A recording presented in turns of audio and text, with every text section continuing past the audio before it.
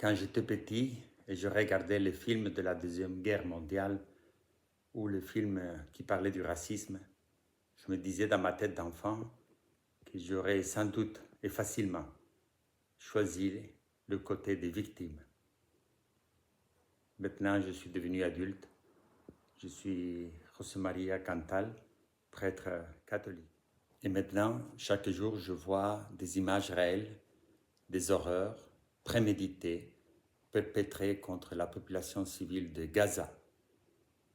J'ai été sans doute jusqu'ici trop timide dans mes réactions. Je regrette profondément.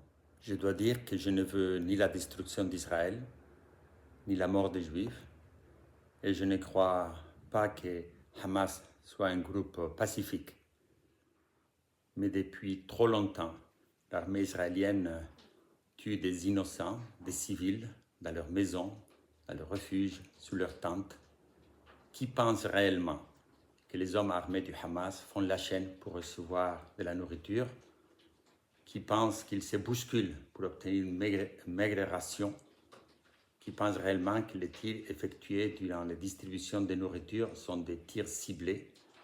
Qui pense réellement que les bombardements massifs ne visent, comme on nous dit, que des objectifs militaires? Je ne suis pas juriste. Je laisse donc aux hommes de loi la mission de définir juridiquement s'il s'agit d'un massacre, d'un génocide, des crimes contre l'humanité, d'un homicide volontaire, d'un meurtre en série, etc. Mais ce qui est certain, c'est que les responsables et les complices des meurtres commis à Gaza finiront par répondre un jour devant la justice humaine, avant qu'ils ne soient tous traduits devant Dieu, le juge éternel et incorruptible.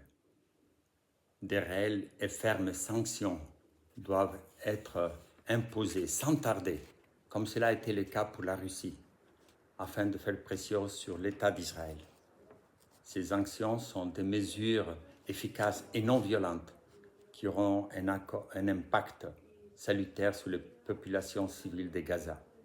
Commençons évidemment par l'embargo sur les armes, les transactions financières, les possibilités de déplacement, les procès des militaires et des politiciens ayant contribué ou encouragé ces erreurs, le boycott de produits, etc.